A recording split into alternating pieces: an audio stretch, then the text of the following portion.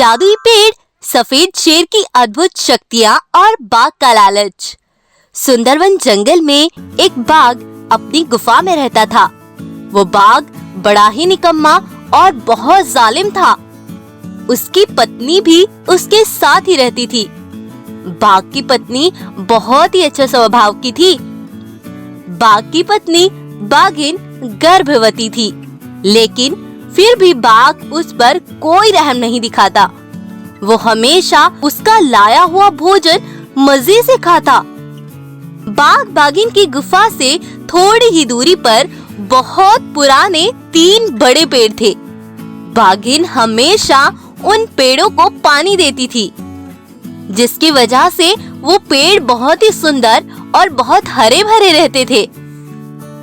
अब बहुत दिन ऐसे ही बीत गए। बाघिन बाघ की भी सारी जिदें पूरी करती और अपनी सारी जिम्मेदारियां निभाती। इसी के साथ वो 3 पेड़ों को हमेशा पानी देती रही।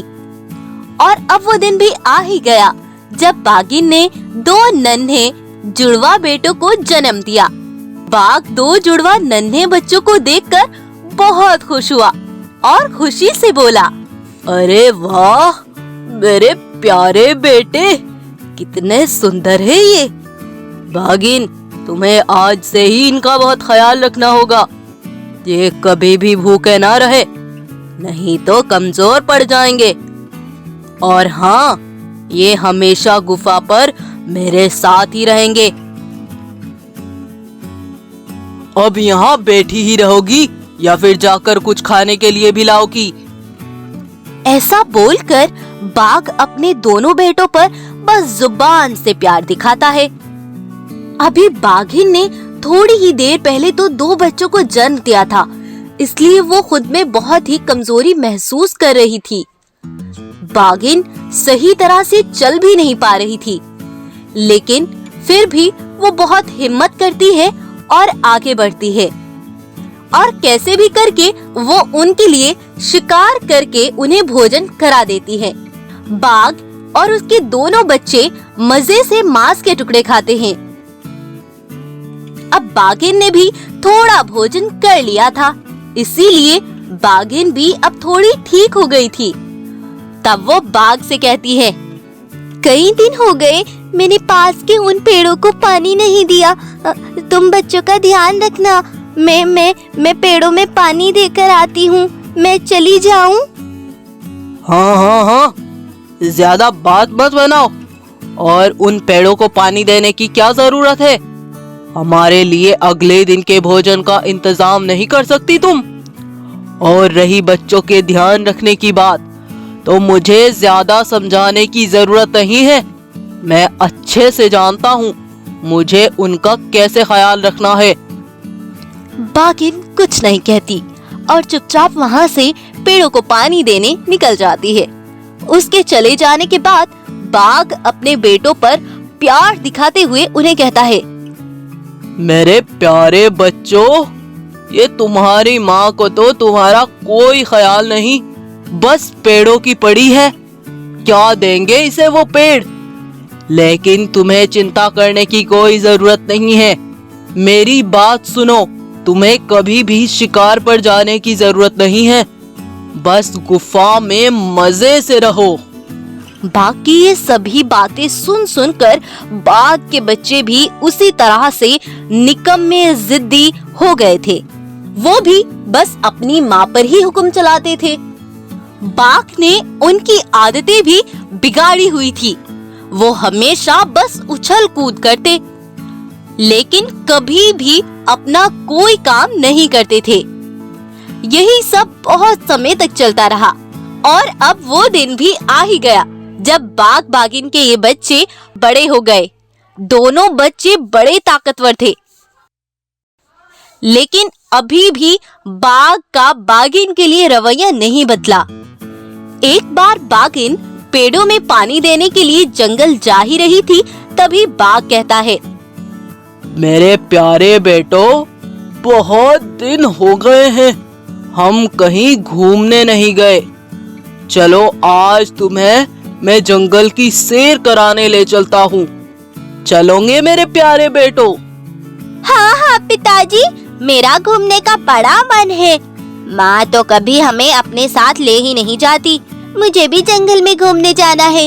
ऐसे वो चारों बाघ, बाघिन और उनके 2 बेटे जंगल में घूमने के लिए निकल जाते हैं। जंगल में घूमने के बाद बाघिन अपने तीनों पेड़ों को देखने जाती है, तो बाघ और उसके दोनों बेटे भी उसी के साथ वहीं पहुंच जाते हैं। वहां जब वो उन पेड़ों को पानी देती है, तभी वहां एक बहुत ही अजीब सी रोशनी होती है और उसमें से एक सफेद और सुंदर शेर निकलता है। वो शेर इतना सुंदर था कि उसको देखकर सभी बड़े हैरान हो जाते हैं। वो बिल्कुल दूध की तरह सफेद था और उसमें से बहुत ही अजीब सी शक्तियां भी निकल रही थी।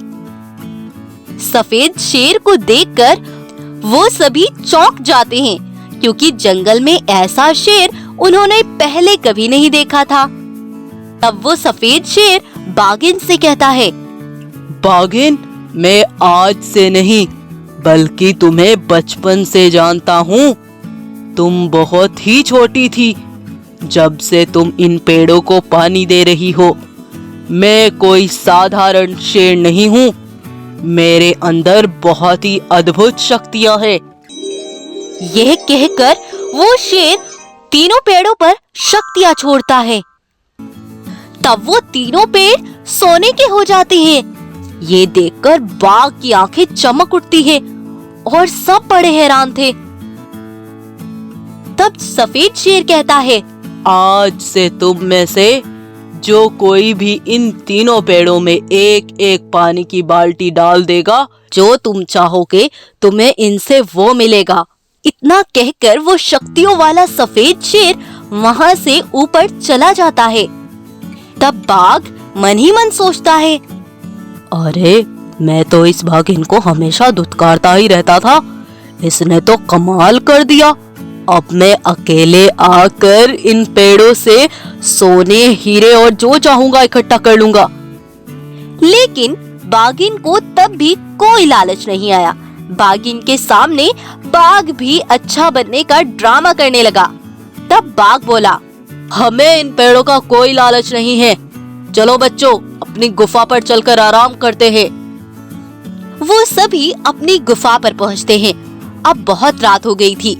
बाघिन और बाघ के दोनों बेटे सो गए थे, लेकिन बाघ के मन में तो अभी वो सोने के पेड़ ही अटके हुए थे।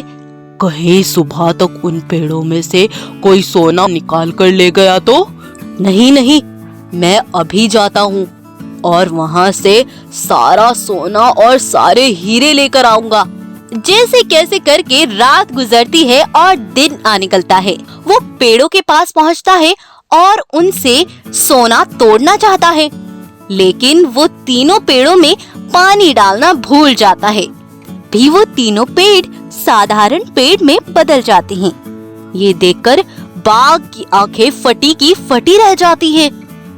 अरे अरे अरे, ये क्या हो गया? सारा सोना कहाँ गया? तभी उसे याद आता है कि उसने पेड़ों में पानी नहीं दिया था और बाघ अपने ही हाथों से सब कुछ गवा देता है। तभी फिर से सफेद शक्तियों वाला शेर वहां आता है। उधर दूसरी तरफ जब बाघिन और उसके दोनों बेटे अपने पिता को गुफा में नहीं देखते हैं, तो वो बहुत परेशान हो जाते हैं और उन्हें ढूंढते हुए वहीं पहुंच जाते हैं।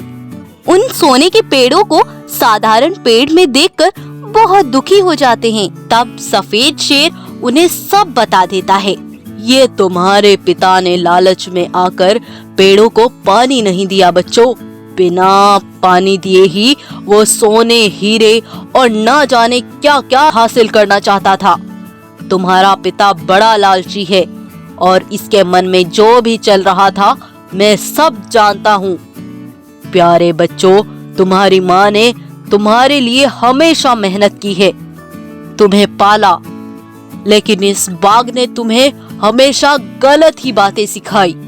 ये सब बातें सुनकर बाघ के दोनों बेटों को अपनी गलतियों का बड़ा एहसास होता है और बाघ भी अब अपने किए पर बहुत पछताता है।